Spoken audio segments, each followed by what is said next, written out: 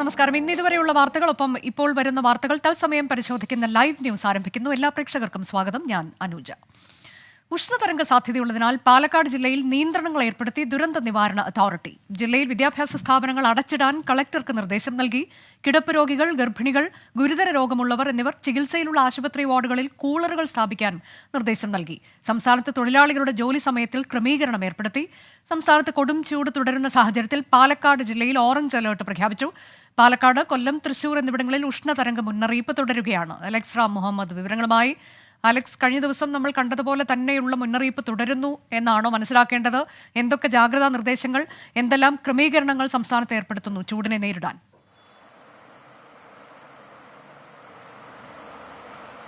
അനുജ, തീർച്ചയായും സംസ്ഥാനത്ത് താപനില ഉയർന്നു തന്നെ തുടരുന്നു.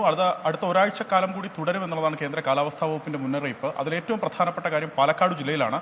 പാലക്കാട് ജില്ലയിൽ കഴിഞ്ഞ ദിവസങ്ങളിൽ തുടർച്ചയായി താപതരംഗം സ്ഥിരീകരിച്ചിരുന്ന ഒരു ജില്ലയാണ്.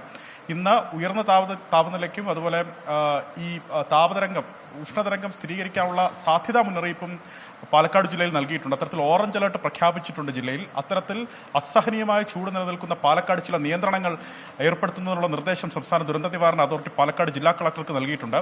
ഞാനുള്ളത് ദുരന്ത നിവാരണ അതോറിറ്റിയുടെ ആസ്ഥാനത്താണ്. ദുരന്ത നിവാരണ authority member secretary Shekhar Kuriakose 24-നൊപ്പം ചേരുന്നുണ്ട്. സർ, പാലക്കാട് അത്യുഷ്ണമാണ് രേഖപ്പെടുത്തുന്നത്. കഴിഞ്ഞ ദിവസം 3 മരണങ്ങൾ ഈ സൂര്യാഘാതം മൂലം റിപ്പോർട്ട് ചെയ്ത ഒരു ജില്ല കൂടിയാണ് പാലക്കാട്. പാലക്കാട് നിലവിൽ നമ്മൾ ഏർപ്പെടുത്താൻ ഉദ്ദേശിക്കുന്ന നിയന്ത്രണങ്ങൾ, അത് സംബന്ധിച്ച് നമ്മൾ നൽകിയ നിർദ്ദേശങ്ങൾ എന്തൊക്കെയാണ്? നോക്കൂ, നമ്മൾ ഓറഞ്ച് അലേർട്ടുമായി ബന്ധപ്പെട്ടിട്ട് കുറച്ചും കൂടി കടുത്ത നടപടികളിലേക്ക് കിടക്കേണ്ടതുണ്ട് എന്ന അവലോകനമാണ് ഞങ്ങൾക്ക് സംസ്ഥാന ദുരന്ത നിവാരണ അതോറിറ്റിക്കുള്ളത്. പരിഗണിച്ചുകൊണ്ട് ജില്ലാ കളക്ടറുടെ മുൻപാകെ ചില ഉപദേശങ്ങൾ സംസ്ഥാന ദുരന്ത നിവാരണ അതോറിറ്റി വെച്ചിട്ടുണ്ട്. അതിലേറ്റവും പ്രധാനപ്പെട്ടത് ജില്ലയിൽ വിദ്യാഭ്യാസ സ്ഥാപനങ്ങൾ, കോളേജ് അങ്ങനെ വ്യത്യാസമില്ലാതെ എല്ലാ വിദ്യാഭ്യാസ സ്ഥാപനങ്ങളും ITIകൾ ഉൾപ്പെടെ കുറച്ചു ദിവസം അടച്ചിടുന്നത് പരിഗണിക്കേണ്ടതുണ്ട്. രണ്ടാമത്, നമ്മൾക്ക് ഈ പ്രഗ്നൻ്റ് ആയിട്ടുള്ള വനിതകളും കിടപ്പ് രോഗികളും ഒക്കെയുള്ള ആശുപത്രികളിൽ കൂടുതൽ തണുപ്പിക്കാവുന്ന സംവിധാനങ്ങൾ സ്ഥാപിക്കേണ്ടി വരും. ഇല്ല, കൂളറുകളൊക്കെ റെൻ്റ് ചെയ്തെടുത്ത് തണുപ്പ് നൽകേണ്ടി വരും. ഓൾഡ് ഏജ് ഹോമുകളിലും ഇതേ സാഹചര്യമുണ്ട്. അതും പരിഗണിക്കണമെന്ന് പറഞ്ഞിട്ടുണ്ട്. അപ്പോൾ ഇനി ഓറഞ്ച് അലേർട്ടുമായി ബന്ധപ്പെട്ടിട്ട് നമ്മൾ മുന്നോട്ട് കാര്യങ്ങൾ കണ്ടു കഴിഞ്ഞാൽ നിലവിൽ നമ്മൾക്ക് ഈ റെസ്ട്രിക്ഷൻസിലേക്ക് പോകാം. തണ്ണീർപ്പന്തലുകൾ ഒരുക്കി കൊടുക്കാം. പിന്നെ പാലക്കാട് ജില്ലയിൽ ഒട്ടനവധി സ്പോർട്സ് ഇവൻറ്റുകൾ നടക്കുന്ന പ്രദേശമാണ്. പ്രൈവറ്റ് ആയിട്ടുള്ള ഒരുപാട് ചെറിയ സെൻറ്ററുകളുണ്ട്. അപ്പോൾ അവിടെയൊക്കെ 11 മുതൽ 3 മണി വരെയുള്ള പുറം വെയിൽ ഏൽക്കുന്ന തരത്തിലുള്ള സ്പോർട്സ് ആക്ടിവിറ്റി നിർത്തിവെക്കണം എന്നതും ഞങ്ങൾ ഒരു ഉപദേശമായി നൽകിയിട്ടുണ്ട്. ഇനി വളരെ പ്രാദേശികമായി ജില്ലാ ദുരന്ത നിവാരണ അതോറിറ്റി അവിടുത്തെ സാഹചര്യം വിലയിരുത്തിക്കൊണ്ട് തുടർ നടപടികൾ സ്വീകരിക്കും. പക്ഷേ ഈ സ്ഥിതിവിശേഷം ഇനിയും തുടരും. അത് റെഡ് അലർട്ടിലേക്ക് പോകുന്ന സാഹചര്യം ഉണ്ടായാൽ നമ്മൾക്ക് വളരെ കണിശമായ ചില നിയന്ത്രണങ്ങളിലേക്ക് പോകേണ്ടി വരും. അപ്പോൾ ഇന്ന് നമ്മൾ ഈ സംസാരിക്കുമ്പോൾ തന്നെ ദേശീയ തലത്തിൽ എല്ലാ സംസ്ഥാനങ്ങളുടെയും യോഗം ആരംഭിക്കുകയാണ്. അപ്പോൾ അതിലും നമ്മൾക്ക് ചില കാര്യങ്ങൾ പറയാനും അവിടുന്ന് കേൾക്കാനും ഒക്കെ ഉണ്ട്. ദേശീയ ദുരന്ത നിവാരണ അതോറിറ്റിക്ക് ചൂടുമായി ബന്ധപ്പെട്ടിട്ടൊരു SOP ഉണ്ട്. കേരളത്തിലൊരു ഈ ചൂടുമായി ബന്ധപ്പെട്ടിട്ടുള്ള ആക്ഷൻ പ്ലാൻ ഉണ്ട്. അപ്പോൾ അത് പരിഗണിച്ചുകൊണ്ടാണ് നമ്മൾ കാര്യങ്ങൾ മുന്നോട്ട് കൊണ്ടുപോകുന്നത്. സംസ്ഥാനത്ത് ആദ്യമായിട്ടാണ് ഔദ്യോഗികമായി ഈ താപതരംഗം സ്ഥിരീകരിക്കുന്നത്. അപ്പോൾ അത്തരമൊരു സ്ഥിരീകരണം വന്ന സ്ഥിതിക്ക് കാര്യങ്ങളെ വളരെ കണിശതയോടുകൂടി സൂക്ഷ്മമായി തന്നെ മോണിറ്റർ ചെയ്തുകൊണ്ടാണ് മുന്നോട്ട് പോകാൻ ആഗ്രഹിക്കുന്നത്. പാലക്കാട് ജില്ലയിലെ സ്ഥിതി ആശങ്കാജനകമായി തുടരുന്നുണ്ട്. അസഹനീയമായ ചൂട്, ആളുകൾക്ക് പുറത്തിറങ്ങാൻ പറ്റാത്തൊരു സാഹചര്യമുണ്ട്. നേരത്തെ സാർ സൂചിപ്പിച്ചതുപോലെ റെഡ് അലർട്ടൊക്കെ പ്രഖ്യാപിക്കുകയാണെങ്കിൽ കുറച്ചുകൂടെ നിയന്ത്രണങ്ങൾ കടുപ്പിക്കുമെന്ന് പറഞ്ഞു. അങ്ങനെയെങ്കിൽ ഈ ഇരുചക്ര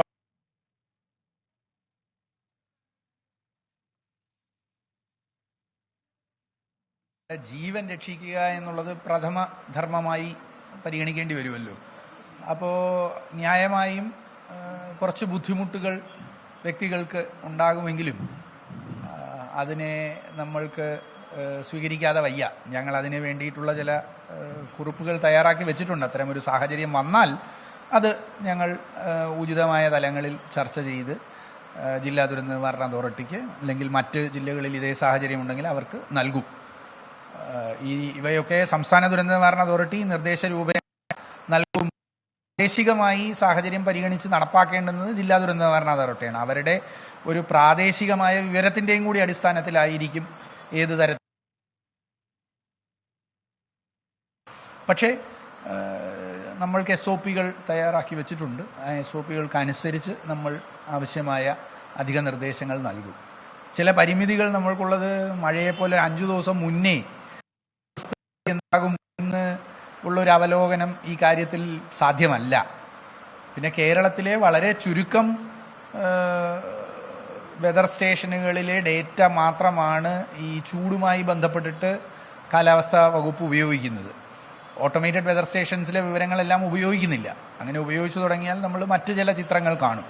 പിന്നെ കേരളത്തിൽ താപതരംഗത്തേക്കാൾ ഉഷ്ണതരംഗം എന്ന ഒരു കണ്ടീഷനാലിറ്റി വാണിംഗ് വേണ്ടത് എന്ന അഭിപ്രായം നമ്മൾ കേന്ദ്രതലത്തിൽ അറിയിച്ചിട്ടുണ്ട്. അതിൻ്റെ കാരണം കേരളത്തിൽ ചൂട് മാത്രമല്ല, അതിനോട് കൂടെ നമ്മുടെ അന്തരീക്ഷത്തിലെ ഊഷ്മാവും പ്രധാനപ്പെട്ട ഒരു വിഷയമാണ്. അത് യുടെ ശ്രദ്ധയിൽ നമ്മൾ പെടുത്തിയിട്ടുണ്ട്. IMD ഇപ്പോൾ എക്സ്പെരിമെൻ്റലായി പരീക്ഷണാടിസ്ഥാനത്തിൽ അത്തരമൊരു മുന്നറിയിപ്പ് പുറപ്പെടുവിച്ച് തുടങ്ങിയിട്ടുണ്ട്. അപ്പോൾ അത് കുറച്ച് നാൾ എടുക്കും. പിന്നെ ഇത് കുറച്ചും കൂടി പ്രാദേശികവൽക്കരിക്കണം എന്നുള്ളത് കൊണ്ട്, തദ്ദേശ സ്ഥാപന തലത്തിലേക്ക് കൊണ്ടുപോകണം എന്നുള്ളതുകൊണ്ട് ഈ 100 വെതർ സ്റ്റേഷനിലെയും ഡേറ്റ കൂടി പരിഗണിക്കണം എന്ന അഭിപ്രായം നമ്മൾ മുന്നോട്ട് വെച്ചിട്ടുണ്ട്. അപ്പോൾ അത് നമ്മൾക്ക് കാത്തിരുന്ന് കാണാം. പാലക്കാടൊക്കെ വെതർ സ്റ്റേഷനുകളിൽ 42 അതിന് മുകളിലേക്കൊക്കെ ചൂട് രേഖപ്പെടുത്തുന്നുണ്ട്. അത് ശരിയാണ്. പക്ഷേ അത് ഔദ്യോഗികമായി കേന്ദ്ര കാലാവസ്ഥാ വകുപ്പിന് വിനിയോഗിക്കാൻ തടസ്സങ്ങളുണ്ട്. 10 വർഷം നിരന്തരമായി നിരീക്ഷിക്കപ്പെടുന്ന അവരുടെ നിഷ്കർഷയ്ക്കുള്ളിലുള്ള ഉപകരണങ്ങളിലെ വിവരങ്ങൾ മാത്രമേ അവർക്ക് ഉപയോഗിക്കാൻ പറ്റുള്ളൂ. അത് അവരുടെ മാനദണ്ഡം, ആ ചട്ടക്കൂടിൻ്റെ പ്രത്യേകതയാണ്. അപ്പോൾ അതിൽ ചില ഒരു പുനർവിചിന്തനം വേണം എന്ന് നമ്മൾ ദേശീയ ദുരന്ത നിവാരണ അതോറിറ്റി അറിയിച്ചിട്ടുണ്ട്. അവർ IMDയുമായി അത് സംസാരിച്ചിട്ടുണ്ട്. IMDയുടെ ഡയറക്ടർ ജനറൽ തന്നെ അത് പരിഗണിക്കുന്നുണ്ട് IMD എന്ന് നമ്മളെ അറിയിക്കുകയും ചെയ്തിട്ടുണ്ട്. പക്ഷെ അത് ഈ നിലവിൽ അത് പ്രയോജനപ്പെടില്ല നമ്മൾക്ക്. പക്ഷേ ഞാൻ ഉദ്ദേശിച്ചത് ഉഷ്ണമാണ് നമ്മളുടെ പ്രശ്നം. ഇപ്പോൾ പാലക്കാടോ പുനലൂരോ ചൂട് മാത്രം മറ്റ് സ്ഥലങ്ങളിൽ 35 ഡിഗ്രി ഉണ്ടെങ്കിൽ പോലും നമ്മളുടെ അന്തരീക്ഷ ഊഷ്മാവ് 60-65 ഡിഗ്രി ആണെങ്കിൽ നമ്മൾക്ക് അനുഭവപ്പെടുന്ന ചൂട് 40 അടുപ്പിച്ചൊക്കെ ആയിരിക്കും, നമ്മുടെ ശരീരം അനുഭവിക്കുന്ന ചൂട്. അപ്പോൾ അതിനെ ഹീറ്റ് ഇൻഡെക്സ് എന്നാണ് വിളിക്കുന്നത്. ഹീറ്റ് ഇൻഡെക്സ് പുറപ്പെടുവിച്ചിരുന്നു മുമ്പ്.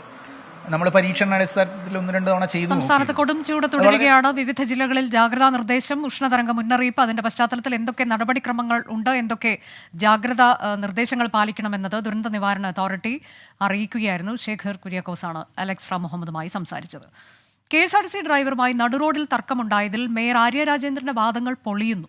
പാളയം സാഫല്യം കോംപ്ലക്സിന് മുന്നിൽ മേയർ കാർ കുറുകെയിട്ടു. KSRTC ബസ് തടഞ്ഞതിന്റെ ദൃശ്യങ്ങൾ പുറത്തുവന്നു. സിഗ്നലിൽ ബസ് നിർത്തിയപ്പോഴാണ് സംസാരിച്ചത് എന്നായിരുന്നു മേയറുടെ ആദ്യ വാദം. എന്നാൽ ആ വാദം തെറ്റാണെന്ന് തെളിയിക്കുന്നതാണ് ദൃശ്യങ്ങൾ.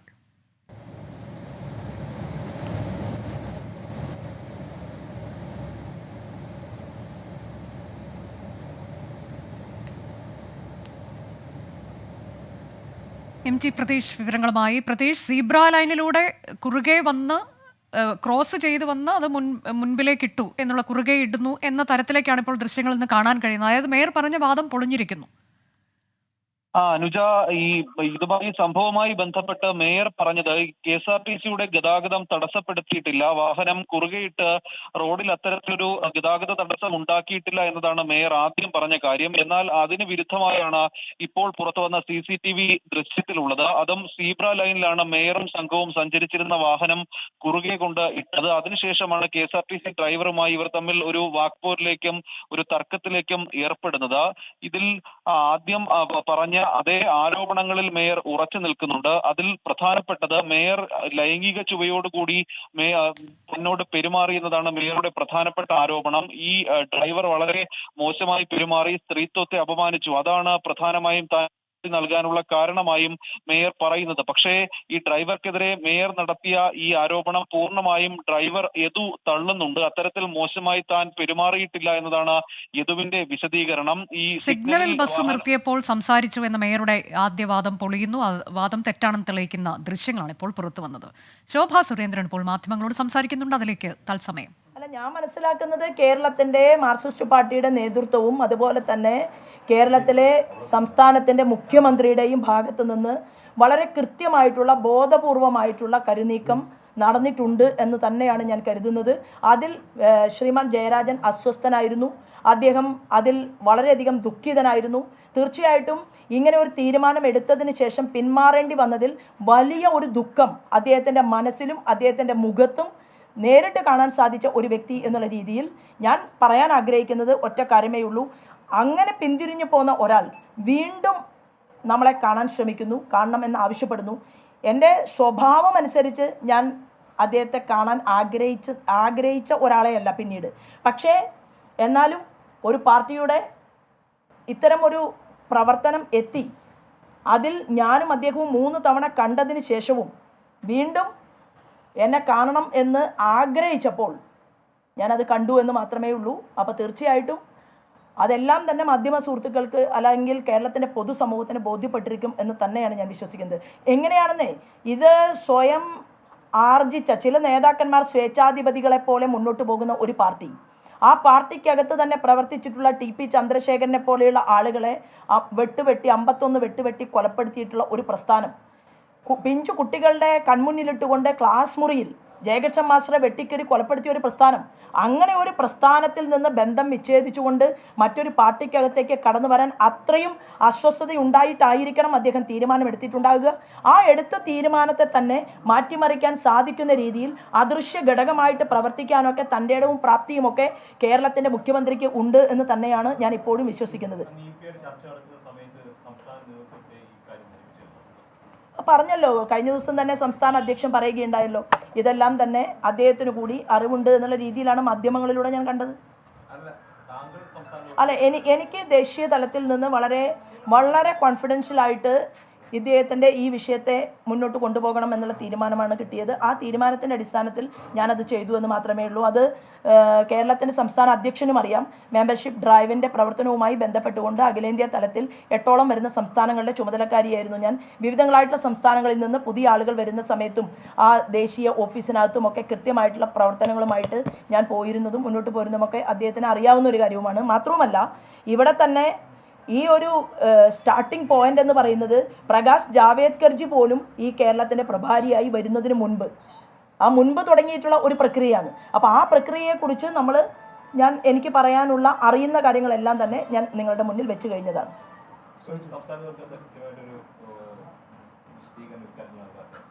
അല്ല, സംസ്ഥാന നേതൃത്വം എന്ത് വിശദീകരണമാണ് ഇനി നൽകേണ്ടത്? പല ആളുകളും വളരെ വ്യക്തമായി തന്നെ അല്ല, ആരാണ് ഈ നന്ദകുമാർ എന്ന് പറയുന്ന ഒരു വ്യക്തി എന്നെ ആക്രമിക്കാനും എന്നെ മാനസികമായിട്ടോ ശാരീരികമായിട്ടോ അല്ലെങ്കിൽ ഈ തെരഞ്ഞെടുപ്പിൻ്റെ വേളയിൽ കഠിനമായിട്ട് ചൂടനുഭവിച്ച് നമ്മളൊക്കെ പ്രവർത്തന രംഗത്ത് ഓടിക്കൊണ്ടിരിക്കുന്നതിനിടയിൽ എന്നെ ഇത്തരം ഒരാൾ വന്ന് എനിക്കെതിരായിട്ടുള്ള ഇല്ലാത്ത ഒരുപാട് കാര്യങ്ങൾ പറഞ്ഞാൽ ശോഭാ സുരേന്ദ്രനെ, കാരണം അമിത്ഷാജി വന്നിരിക്കുകയാണ്, അമിത്ഷാജി വന്ന് ഇവിടെ കരിമണൽ കർത്തയ്ക്കെതിരെ കരിമണൽ മൈനിങ്ങുമായി ബന്ധപ്പെട്ടുകൊണ്ട് അദ്ദേഹം പ്രസംഗിക്കുകയാണ്. ചില ആളുകളെല്ലാം അഴിമതി പറഞ്ഞതിൽ ഉറച്ചു നിൽക്കുകയാണ് ശോഭാ സുരേന്ദ്രൻ. EP ജയരാജനുമായി 3 തവണ കൂടിക്കാഴ്ച നടത്തി. എന്തുകൊണ്ടാണ് TG നന്ദകുമാറിനെ EP ജയരാജൻ ഇതുവരെ തള്ളിപ്പറയാത്തത് തുടങ്ങിയ ചോദ്യങ്ങളൊക്കെ അവർ ഉന്നയിക്കുകയും ചെയ്യും. തിരികെ ലൈവ് ന്യൂസിലേക്ക്.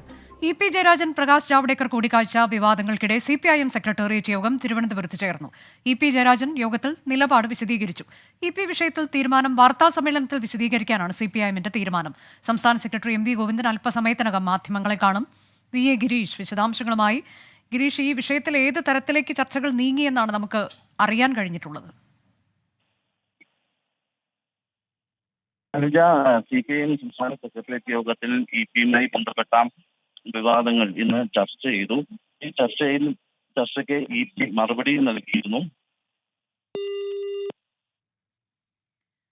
CPIM സംസ്ഥാന സെക്രട്ടേറിയറ്റ് EP ജയരാജൻ പ്രകാശ് ജാവ്ദേക്കർ കൂടിക്കാഴ്ച ചർച്ച ചെയ്തു. എന്താണ് പാർട്ടി വിഷയത്തിൽ സ്വീകരിക്കാൻ പോകുന്ന നിലപാട് എന്നത് അല്പസമയത്തിനകം നമുക്ക് അറിയാൻ കഴിയും. സംസ്ഥാന സെക്രട്ടറി MV ഗോവിന്ദൻ 3:30 മാധ്യമങ്ങളെ കാണുമ്പോൾ പാർട്ടി തീരുമാനം വിശദീകരിക്കും. എന്താണ് തന്റെ നിലപാട് ഈ വിഷയത്തിൽ എന്നുള്ളത് EP ജയരാജൻ വിശദമായി തന്നെ പറഞ്ഞിട്ടുണ്ട് യോഗത്തിൽ എന്നാണ് മനസ്സിലാക്കാൻ കഴിഞ്ഞത്. EP ജയരാജൻ പ്രകാശ് ജാവ്ദേക്കർ കൂടിക്കാഴ്ചയുടെ ലക്ഷ്യം ലാവ്ലിൻ കേസ് ഒത്തുതീർക്കുകയായിരുന്നുവെന്ന് TG നന്ദകുമാർ. തൃശൂരിൽ BJPയെ സഹായിച്ചാൽ കേസ് ഒത്തുതീർക്കാമെന്നായിരുന്നു വാഗ്ദാനമെന്നും TG നന്ദകുമാർ 24നോട് പറഞ്ഞു. BJPയിൽ ചേരാൻ ഉറപ്പിച്ച് EP ജയരാജൻ ഡൽഹിയിൽ എത്തിയിരുന്നുവെന്ന് ശോഭാ സുരേന്ദ്രൻ പറഞ്ഞു. ആരോപണം ആസൂത്രിതം എന്നാണ് EP ജയരാജന്റെ പ്രതികരണം. ആർ രാധാകൃഷ്ണൻ വിശദാംശങ്ങളുമായി. ആർ കെ, കഴിഞ്ഞ ദിവസങ്ങളിൽ പറഞ്ഞ കാര്യങ്ങളൊക്കെ ഇവർ ആവർത്തിക്കുന്നു. അതായത് കൂടിക്കാഴ്ച നടത്തിയിട്ടുണ്ട് 3 തവണ എന്നത് അല്പസമയം മുൻപും ശോഭാ സുരേന്ദ്രൻ പറയുന്നത് നമ്മൾ കേൾക്കുന്നു. ഇന്നിപ്പോൾ TG നന്ദകുമാർ കൂടുതലായി പറയുന്നത് ലാവ്ലിൻ കേസിലേക്ക് ഈ വിഷയത്തെ കൊണ്ടുവരികയും അത് ഒത്തുതീർക്കുന്നതിനുള്ള ശ്രമങ്ങളാണ് നടന്നത് എന്ന തരത്തിലേക്ക് ഇതിനെ മാറ്റുകയുമാണോ ചെയ്തത്? തീർച്ചയായിട്ടും ഇതുമായി ബന്ധപ്പെട്ട് കൃത്യമായിട്ടുള്ള ചർച്ചകൾ നടന്നതിന്റെ അടിസ്ഥാനത്തിലാണ്, ദേശീയ നേതൃത്വത്തിന്റെ കൂടി നിർദ്ദേശത്തിന്റെ അടിസ്ഥാനത്തിലാണ് ഈ ഇടപെടൽ ഉണ്ടായത് എന്നാണ് നന്ദകുമാർ വിശദീകരിച്ചത്. അതിൽ പ്രധാനമന്ത്രി നരേന്ദ്രമോദിയും ആഭ്യന്തരമന്ത്രി അമിത്ഷായും അറിഞ്ഞതിന്റെ അടിസ്ഥാനത്തിലാണ് ഈ ചർച്ചകൾ ഉണ്ടായത്. അതിൽ EP ജയരാജൻ ഏതെങ്കിലും വിധത്തിൽ ഒരു ആനുകൂല്യം കൈപ്പറ്റുന്ന രീതിയിലേക്കോ അല്ലെങ്കിൽ BJPയിലേക്ക് ചേരുന്നതിനോ വേണ്ടി ശ്രമിച്ചില്ല. മറിച്ച് ലാവ്ലിൻ കേസ്, ആ കേസുമായി ബന്ധപ്പെടുന്ന കാര്യങ്ങൾ അത് പരിഹരിക്കപ്പെടും എന്നൊരു താല്പര്യത്തിന്റെ അടിസ്ഥാനത്തിലാണ് ചർച്ചകൾ ഉണ്ടായത് എന്നാണ് അദ്ദേഹം പറഞ്ഞത്. ഈ വിഷയത്തിൽ EP ജയരാജനെതിരെ ഉന്നയിക്കപ്പെടുന്ന കാര്യങ്ങൾ അത് അടിസ്ഥാനരഹിതമാണെന്നും നന്ദകുമാർ അവകാശപ്പെടുന്നു. നന്ദകുമാർ പറയുന്നത് ഇതിൽ ഏറ്റവും പ്രധാനപ്പെട്ടത് ലാവ്ലിൻ കേസുമായി ബന്ധപ്പെട്ടിട്ടുള്ള വിഷയത്തിലെ അന്വേഷണ നടപടികൾ അവസാനിപ്പിക്കാം, പകരമായിട്ട് കേരളത്തിൽ ഒരു സീറ്റിൽ BJPക്ക് വിജയം ഉറപ്പിക്കുക എന്നുള്ളതായിരുന്നു. അത് മുഖ്യമന്ത്രിയുടെ കൂടി അറിവോടുകൂടിയാണ് എന്ന് നന്ദകുമാർ വ്യക്തമാക്കുന്നു. ആർ രാധാകൃഷ്ണനാണ് വിവരങ്ങൾ ഡൽഹിയിൽ നിന്ന് നൽകിയത്. ലൈവ് ന്യൂസ് തുടരുന്നു. പുതിയ ഡ്രൈവിംഗ് ടെസ്റ്റ് പരിഷ്കരണത്തിൽ ഇളവ്. ഗ്രൗണ്ടുകൾ സജ്ജമാകാത്തതിനാലാണ് ഇളവ് നൽകിയത്. പഴയ രീതിയിൽ നിലവിലെ ഗ്രൗണ്ടിൽ എച്ചെടുക്കാം. അഖിൽ ഷാ അൻസാർ വിവരങ്ങളുമായി. അഖിൽ ഷാ, ഇത് താത്കാലികമായൊരു രീതിയിലേക്ക് മാറ്റമെന്നാണോ? അനുജ, തീർച്ചയായിട്ടും താത്കാലികമായൊരു രീതി തന്നെയായിരിക്കും ഇത്. കാര്യം ഈ മെയ് 1 മുതൽ പുതിയ ഡ്രൈവിംഗ് പരിഷ്കാരം നടപ്പിലാക്കുമെന്നുള്ള കാര്യമാണ് നേരത്തെ ഗതാഗത മന്ത്രി ഉൾപ്പെടെ ഉള്ളവർ പറഞ്ഞിരുന്നത്. ഇതുമായി ബന്ധപ്പെട്ട ഗ്രൗണ്ടുകളൊക്കെ ആധുനിക സൗകര്യത്തിലേക്ക് മാറ്റുമെന്നുള്ള കാര്യവും വ്യക്തമാക്കിയിരുന്നു. പക്ഷേ ഇനിയിപ്പോൾ 2 ദിവസം മാത്രമാണ് ഈ പരിഷ്കാരങ്ങൾ നടപ്പിലാക്കാനുള്ള ഇനി ബാക്കിയുള്ളത്. അതിനകത്ത് തന്നെ ഈ സംസ്ഥാനത്തെ ഒരു ഡ്രൈവിംഗ് കേന്ദ്രം പോലും ഇത്തരത്തിൽ സജ്ജീകരിച്ചിട്ടില്ല. അതുകൂടി കണക്കിലെടുത്താണ് ഇത്തരത്തിൽ കുറച്ച് നാളത്തെ ഒരു സാവകാശം കൂടി ഇതിന് കൊടുത്ത് ഈ H ഉൾപ്പെടെയുള്ള നടപടികൾ നേരത്തെ ഗ്രൗണ്ടിൽ തന്നെ എടുക്കാം എന്നുള്ളൊരു കാര്യം വ്യക്തമാക്കിയിരുന്നത്. പകരം ബാക്കിയുള്ള, അതായത് ഈ കയറ്റത്തിൽ നിർത്തുന്നതും ഇറക്കുന്നതുമായിട്ടുള്ള ടെസ്റ്റുകളൊക്കെ ഈ പറയുന്ന പുതിയ രീതി വെച്ച് എടുക്കണം എന്നുള്ള കാര്യവും വ്യക്തമാക്കുന്നുണ്ട്. ഡ്രൈവിംഗ് ടെസ്റ്റ് പരിഷ്കരണത്തിലാണ് പുതിയ നിർദ്ദേശവുമായി ഗതാഗത മന്ത്രി എത്തിയിരിക്കുന്നത്. പഴയ സംവിധാനത്തിൽ തന്നെ എച്ചെടുക്കാം. ഗ്രൗണ്ടുകൾ സജ്ജമാകാത്തതിനാലാണ് മാറ്റം. ലൈവ് ന്യൂസ് തുടരുന്നു. മധ്യപ്രദേശിലെ ഇൻഡോറിലും സൂറത്ത് മോഡൽ. ഇൻഡോറിലെ കോൺഗ്രസ് സ്ഥാനാർത്ഥി അക്ഷയ് ഭാം പത്രിക പിൻവലിച്ച ശേഷം BJPയിൽ ചേർന്നു. ഖജുറാഹോയിലും BJPക്ക് എതിർ സ്ഥാനാർത്ഥിയില്ല. സമാജ്വാദി പാർട്ടി സ്ഥാനാർത്ഥിയുടെ പത്രിക തെരഞ്ഞെടുപ്പ് കമ്മീഷൻ തള്ളിയതോടെയാണ് BJPക്ക് എതിർ സ്ഥാനാർത്ഥി ഇല്ലാതായത്. ശ്രീനാഥ് ചന്ദ്രൻ വിവരങ്ങളുമായി. ശ്രീനാഥ്, സൂറത്തിലേത് വലിയ വിവാദമായി മാറിയിരുന്നു. ഇപ്പോൾ തൊട്ടു പിന്നാലെ പലയിടങ്ങളിലും ഇത് സംഭവിക്കുന്നു എന്നുള്ളതാണോ? തീർച്ചയായും അനുജ, സൂറത്തിൽ അത് കോൺഗ്രസ് സ്ഥാനാർത്ഥി തന്നെ നടത്തിയ ഒരു ഓപ്പറേഷനാണ് എന്നതാണ് കോൺഗ്രസ് നേതൃത്വത്തിന്റെ ഇപ്പോഴത്തെ നിഗമനം. അതേ തുടർന്ന് വെള്ളിയാഴ്ച അദ്ദേഹത്തെ പാർട്ടി സസ്പെൻഡ് ചെയ്യുകയും ചെയ്തിരുന്നു. ഏതാണ്ട് അതേ തരത്തിലുള്ള കാര്യങ്ങളാണ് മധ്യപ്രദേശിലേക്ക് വരുമ്പോഴും ഉണ്ടാവുന്നത്. ഇൻഡോറിൽ സ്ഥാനാർത്ഥി പത്രിക പിൻവലിച്ചു എന്ന് മാത്രമല്ല, പിന്നാലെ BJP ക്യാമ്പിലേക്ക് പോവുകയും അവിടെ BJP അംഗത്വം സ്വീകരിക്കുകയും ചെയ്തു അദ്ദേഹം. അവിടുത്തെ മുഖ്യമന്ത്രി തന്നെ പറയുന്നതനുസരിച്ച് മൊത്തം മോദി മയമാണ് ഗുജറാത്തിൽ, മധ്യപ്രദേശിലെന്നും കോൺഗ്രസിലെ സ്ഥാനാർത്ഥികൾ പോലും കോൺഗ്രസിൽ വിശ്വാസമില്ലാത്തവരായി മാറി എന്നുള്ള പരിഹാസമാണ് BJP ക്യാമ്പിൽ നിന്ന് ഉണ്ടാവുന്നത്. ഏതായാലും അവിടെ ഇപ്പോൾ അക്ഷയ് ഭാം സ്ഥാനാർത്ഥിത്വം പിൻവലിക്കുമ്പോൾ ഇപ്പോൾ ശങ്കർ ലാൽവാനി ഏതാണ്ട് വിജയം ഉറപ്പിക്കുകയാണ്. ചില സ്വതന്ത്ര സ്ഥാനാർത്ഥികൾ മാത്രമേ അദ്ദേഹത്തിനെതിരെ അവിടെ മത്സരിക്കുന്നുള്ളൂ. അതേസമയം ഗുജറാത്തിലേക്ക് വന്നാൽ അവിടെ കോൺഗ്രസ് ഈ സഖ്യമുണ്ടായതിന് പിന്നാലെ അത് SP സമാജ്വാദി പാർട്ടിക്ക് നൽകിയ സീറ്റാണ്. അവിടെ മീര യാദവ് എന്ന സ്ഥാനാർത്ഥിയുടെ പത്രിക തള്ളിപ്പോയിരിക്കുന്നു. അദ്ദേഹത്തെ പത്രിക ഇപ്പോൾ റിജക്റ്റ് ചെയ്തിരിക്കുന്നു. അതോടെ അവിടെയും BJPക്ക് എതിരില്ലാത്തൊരവസ്ഥയുണ്ട്. അവിടെയും സ്വതന്ത്ര സ്ഥാനാർത്ഥികൾ മാത്രമാണ് ശേഷിക്കുന്നത്. അങ്ങനെയെങ്കിൽ ഔദ്യോഗികമായ ഒരു പ്രഖ്യാപനത്തിന്റെ മാത്രം ഒരു കാത്തിരിപ്പാണ്. അതിനപ്പുറത്തേക്ക് BJP അവിടെ ഈ 2 ഇടങ്ങളിലും വിജയം ഉറപ്പിക്കുകയാണ്. സൂറത്ത് മോഡൽ ഇൻഡോറിൽ നടക്കുന്നു. ഒപ്പം ഖജുറാഹോയിലും സ്ഥാനാർത്ഥി പത്രിക പിൻവലിക്കും. ഇന്ത്യ സഖ്യത്തിനെതിരായ 5 വർഷം 5 പ്രധാനമന്ത്രി പരിഹാസം ആവർത്തിച്ച് പ്രധാനമന്ത്രി. ഓരോ വർഷവും ഓരോ പ്രധാനമന്ത്രി എന്നതാണ് ഇന്ത്യ മുന്നണിയുടെ ലക്ഷ്യം. ഓരോ പ്രധാനമന്ത്രിയും രാജ്യത്തെ കൊള്ളയടിച്ച ശേഷം സ്ഥാനമൊഴിയുമെന്നും നരേന്ദ്രമോദി കുറ്റപ്പെടുത്തി. മഹാരാഷ്ട്രയിലെ സോലാപൂരിലാണ് പരിഹാസം. के लिए देश तो बंटवारे करते ही रहे हैं. अब एक नया फॉर्मूला लाए हैं. ये फॉर्मूला लाए हैं 5 साल में 5 PM, हर वर्ष 1 PM. वो जितना खजाना लूटना है लूटेगा, फिर दूसरे साल दूसरा PM, फिर वो लूट करेगा, तीसरे साल तीसरा पीएम, चौथे साल चौथा पीएम, पांचवें साल पांचवा पीएम। 5 साल 5 पीएम जैसे फॉर्मूला से इतना बड़ा देश चल सकता है क्या? जरा मन से बताइए ना, मुझे पता चले। चल सकता है क्या? कभी भी उस दिशा में हम जा सकते हैं क्या? ഒരിക്കൽ കൂടി ശ്രീനാഥ് ചന്ദ്രനിലേക്ക്. ശ്രീനാഥ്, കഴിഞ്ഞ ദിവസങ്ങളിലെല്ലാം മതവിദ്വേഷം പരാമർശിക്കുന്ന തരത്തിൽ അദ്ദേഹം സംസാരിക്കുന്നു. ഇന്നിപ്പോൾ സോലാപൂരിൽ അദ്ദേഹം 5 വർഷം 5 പ്രധാനമന്ത്രി എന്ന വിമർശനം ഉന്നയിക്കുന്നു. അങ്ങനെ ഓരോ ഇടത്തും ഓരോ വിമർശനം ഉന്നയിച്ചുകൊണ്ട് അദ്ദേഹത്തിന്റെ തെരഞ്ഞെടുപ്പ് പ്രചാരണ പരിപാടി തുടരുകയാണ്. വിവരങ്ങൾ. തീർച്ചയായും ഹരേ കൃഷ്ണ ഹരേ റാം വിളിച്ചുകൊണ്ടായിരുന്നു പ്രധാനമന്ത്രി സോലാപൂരിലെ തന്റെ പ്രസംഗം ആരംഭിച്ചത് തന്നെ. ഇന്ന് മഹാരാഷ്ട്രയിൽ അദ്ദേഹത്തിന് 3 റാലികളാണുള്ളത്. സോലാപൂർ, കരാട്, ഒപ്പം തന്നെ പൂനെയിൽ ഏതാണ്ട് 2 ലക്ഷത്തിലധികം ആളുകളെ പ്രതീക്ഷിക്കുന്ന ഒരു വമ്പൻ റാലിയാണ് ഉദ്ദേശിക്കുന്നത്. ഏതായാലും ഇന്ത്യ മുന്നണി എന്ന ആ ഒരു കൂട്ടായ്മയെ തന്നെ പരിഹസിക്കുന്നതാണ് പ്രധാനമന്ത്രി ഇപ്പോൾ തുടർച്ചയായി റാലികളിൽ നടത്തുന്ന പ്രസംഗം. 5 വർഷം ഭരണത്തിൽ ഉണ്ടായാൽ 5 പ്രധാനമന്ത്രിമാർ എന്നതാവും ആ മുന്നണിയുടെ ഒരു കാര്യം എന്നതാണ് പ്രധാനമന്ത്രി പരിഹസിക്കുന്നത്. ഓരോരുത്തർ പ്രധാനമന്ത്രി അധികാരത്തിലേറും, രാജ്യത്തെ കൊള്ളയടിക്കും, മടങ്ങും, അടുത്തയാൾ വരും എന്നതാകും രീതി എന്ന് അദ്ദേഹം പരിഹസിക്കുന്നു. അതിനൊപ്പം ഏറ്റവും ഒടുവിൽ അദ്ദേഹം പറഞ്ഞു വെക്കുന്ന ചില കാര്യങ്ങൾ കുറച്ചുകൂടി പ്രസക്തമാണ്. അദ്ദേഹം പറയുന്നത് ഭരണഘടനയും റിസർവേഷനെയും ഈ സംവരണത്തെയും മാറ്റുന്നതാവും BJPയുടെ അടുത്ത ഭരണം എന്നതാണ്. പ്രതിപക്ഷ പാർട്ടികൾ പ്രധാനമന്ത്രിയുടെ തെരഞ്ഞെടുപ്പ് പ്രചാരണം 5 വർഷം 5 പ്രധാനമന്ത്രി എന്നത്. ഇപ്പോൾ MV ഗോവിന്ദൻ മാധ്യമങ്ങളോട് സംസാരിക്കുന്നു. വടകര ഉൾപ്പെടെയുള്ള മേഖലയിൽ ഈ വർഗീയ ധ്രുവീകരണ ശക്തികൾ അഖിലേന്ത്യാ അടിസ്ഥാനത്തിൽ കോൺഗ്രസ് ഉൾപ്പെടെ ചേർന്നുകൊണ്ടുള്ള വർഗീയതയ്ക്കെതിരായി പൊരുതുന്ന ശക്തികൾക്കെതിരായിട്ടാണ് ധ്രുവീകരണത്തിന് BJPയും സംഘപരിവാരും ശ്രമിക്കുന്നതെങ്കിൽ ഇവിടെ കോൺഗ്രസ് ഉൾപ്പെടെ ചേർന്ന് വർഗീയ ധ്രുവീകരണം ഉണ്ടാക്കാൻ വേണ്ടി ശ്രമിക്കുന്ന നിലയാണ് വടകര പോലെയുള്ള മേഖലയിൽ കാണുന്നത്. തീർച്ചയായും തെരഞ്ഞെടുപ്പ് കഴിഞ്ഞാലും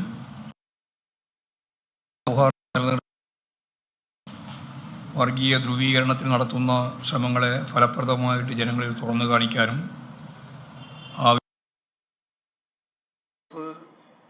ഉൾപ്പെടെ ചേർന്നുകൊണ്ടുള്ള വർഗീയതയ്ക്കെതിരായി പൊരുതുന്ന ശക്തികൾക്കെതിരായിട്ടാണ് ധ്രുവീകരണത്തിന് BJPയും സംഘപരിവാരും ശ്രമിക്കുന്നതെങ്കിൽ ഇവിടെ കോൺഗ്രസ് ഉൾപ്പെടെ ചേർന്ന് വർഗീയ ധ്രുവീകരണം ഉണ്ടാക്കാൻ വേണ്ടി ശ്രമിക്കുന്ന നിലയാണ് വടകര പോലെയുള്ള മേഖലയിൽ കാണുന്നത്. തീർച്ചയായും തെരഞ്ഞെടുപ്പ് കഴിഞ്ഞാലും മതസൗഹാർദ്ദം നിലനിർത്താനും വർഗീയ ധ്രുവീകരണത്തിന് നടത്തുന്ന ശ്രമങ്ങളെ ഫലപ്രദമായിട്ട് ജനങ്ങളിൽ തുറന്നു കാണിക്കാനും ആവശ്യമായ നീക്കം അത്തരം മേഖലയിൽ നടത്തേണ്ടി വരും എന്ന് തന്നെയാണ് ചൂണ്ടിക്കാണിക്കാനുള്ളത്. പൗരത്വ ഭേദഗതി നിയമത്തിൻ്റെ ചട്ടങ്ങൾ തിരക്ക് പിടിച്ച് ഉണ്ടാക്കിയത് വർഗീയ ധ്രുവീകരണത്തിനു വേണ്ടി തന്നെയാണ്. രാമക്ഷേത്രത്തിൻ്റെ ഉദ്ഘാടനവും പൂർത്തിയാകുന്നതിന് മുമ്പ് സംഘടിപ്പിച്ചതും ഈ ധ്രുവീകരണം ലക്ഷ്യം വെച്ചുകൊണ്ടാണ്. എന്നിട്ടും രക്ഷയില്ല എന്ന് വന്നപ്പോഴാണ് പച്ചയായ വർഗീയ പ്രചാരണവുമായി മോഡി തന്നെ പരസ്യമായി രംഗത്ത് വന്നു. ഹിന്ദുക്കൾ സ്വരൂപിക്കുന്ന സമ്പത്ത്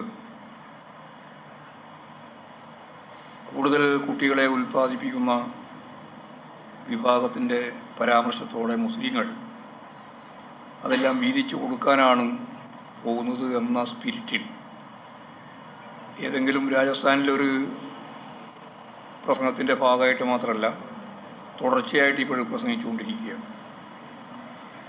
പിന്നെ കേരളത്തെ അപമാനിക്കാൻ എന്തെല്ലാം സാധ്യതകളാണോ ഉള്ളത് അത് ഈ BJP സംഘപരിവാർ വിഭാഗം വളരെ ശക്തിയായിട്ട് പ്രചരിപ്പിച്ചുകൊണ്ടിരിക്കുകയാണ്. അതിൽ ഏറ്റവും പ്രധാനപ്പെട്ട ഒന്നാണ് ക്ഷേത്ര വരുമാനത്തിൻ്റെ 98.2%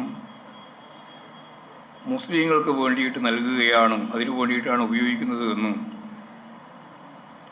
ചാനൽ ചർച്ചയിൽ BJPയുടെ വക്താവ് സഞ്ജു വർമ്മ, അയാൾ ദേശീയ വക്താവാണ്, വളരെ വ്യക്തതയോടുകൂടി സാധാരണ എല്ലാം നടക്കുന്നത് പോലെ വളരെ പ്രധാനപ്പെട്ട ഒരു കണക്ക് അവതരിപ്പിക്കുകയാണ്. 98.2% ക്ഷേത്ര വരുമാനത്തിൽ നിന്ന് കിട്ടുന്നതിൻ്റെ ഈ പങ്ക് മുസ്ലിങ്ങൾക്ക് വേണ്ടിയിട്ടാണ് ഉപയോഗിക്കുന്നത് എന്ന് കള്ളപ്രചാരവേല നടത്തുക.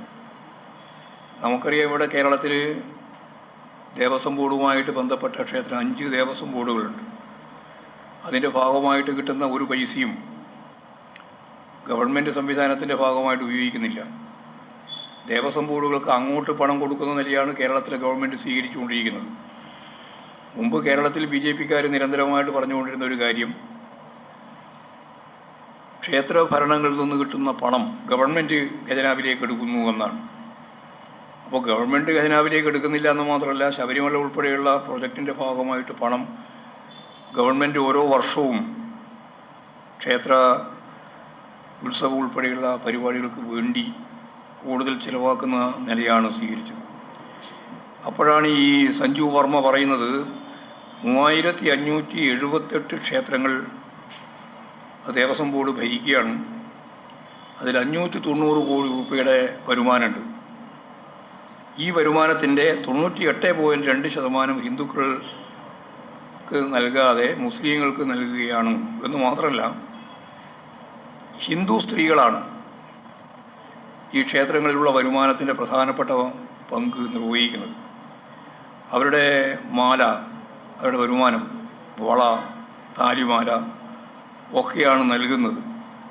അപ്പോൾ മോഡി പറഞ്ഞതിനെ ശരിയായ രീതിയിൽ ഞങ്ങൾ ഈ കേരളത്തിൻ്റെ അനുഭവം വെച്ച് വിശദീകരിക്കുകയാണ് എന്നാണ് ഇവർ പറഞ്ഞുകൊണ്ടിരിക്കുന്നത്. അപ്പോൾ മുസ്ലിങ്ങൾക്ക് വേണ്ടി ഇത്രയും പണം 98.2%, അതും അവർ പറയുന്നത് 590 കോടിയോളം വരുമാനമുള്ളത് ഇങ്ങനെ ഉപയോഗിച്ചുകൊണ്ടിരിക്കുന്നു എന്നുള്ള കള്ളപ്രചരണമാണ്. കള്ളപ്രചരണം എന്ന് പറഞ്ഞാൽ ഇത് ഒരു തരത്തിലുള്ള വസ്തുതയില്ലാതെ വെറുതെ കെട്ടിപ്പൊക്കി ഒരു കളവുണ്ടാക്കുക, ആ കളവ് വ്യാപകമായി പ്രചരിപ്പിക്കുക. ഇതാണ് വളരെ പ്രധാനപ്പെട്ട ഒരു പ്രശ്നമായിട്ട് കാണുന്നത്. അപ്പോൾ പാർട്ടി കാണുന്നത് ഈ വർഗീയ ധ്രുവീകരണ ശ്രമങ്ങളെ മറികടക്കുന്നതിന് രാജ്യത്തെ മതനിരപേക്ഷ ശക്തികൾ തീർച്ചയായും ജാഗ്രത പാലിക്കണമെന്നും, ഏതായാലും ഈ തെരഞ്ഞെടുപ്പ് കഴിയുന്നതോടുകൂടി രാജ്യത്ത് മതനിരപേക്ഷ സർക്കാർ രൂപം കൊള്ളുന്ന സാധ്യത ഉണ്ട് എന്നുള്ളതുമാണ് ഞങ്ങൾ കണ്ടിട്ടുള്ളത്. കേരളത്തിൻ്റെ സ്ഥിതി പൊതുവായിട്ട് പരിശോധിച്ചപ്പോൾ കേരളത്തിലെ LDF-നെ ദുർബലപ്പെടുത്തുക എന്ന അജണ്ടയാണ് BJP-യും കോൺഗ്രസും സ്വീകരിച്ചുകൊണ്ടിരിക്കുന്നത്.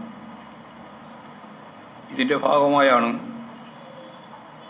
രാഹുൽ ഗാന്ധി തന്നെ വീണ്ടും വയനാട്ടിൽ വന്ന് മത്സരിക്കുന്നതിന് തയ്യാറായിട്ടുള്ളത് എന്ന് തന്നെ എല്ലാവർക്കും അറിയാം. കഴിഞ്ഞ തിരഞ്ഞെടുപ്പിലുണ്ടായിരുന്ന ആ ഒരു പ്രഭ ഈ തിരഞ്ഞെടുപ്പിൽ കോൺഗ്രസിനും അതുപോലെ രാഹുൽ ഗാന്ധിക്കുമില്ല എന്നെല്ലാവർക്കും അറിയാം. വയനാടിൻ്റെ വികസനത്തിന് യാതൊരു തരത്തിലും ഇടപെടാതിരുന്ന രാഹുൽ ഗാന്ധിക്കെതിരായ പ്രതിഷേധം സ്വാഭാവികമായിട്ടും അവിടെ പ്രതിഫലിക്കുമെന്ന കാര്യത്തിൽ തർക്കമില്ല. കേരളത്തിൽ BJP-ക്ക് അക്കൗണ്ട് തുറപ്പിക്കുക എന്ന നിലയിൽ തൃശ്ശൂരിൽ പ്രകടമായി പാർട്ടിക്കെതിരായി ED-യും IT-യും ഒക്കെ യാതൊരു മറയുമില്ലാതെ ഇടപെടുന്ന നിലയാണ് ഉണ്ടായത്.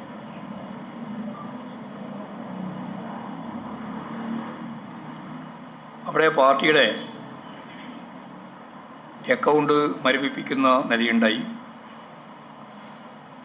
പ്രധാനമന്ത്രി ഉൾപ്പെടെ നിരവധി പ്രാവശ്യം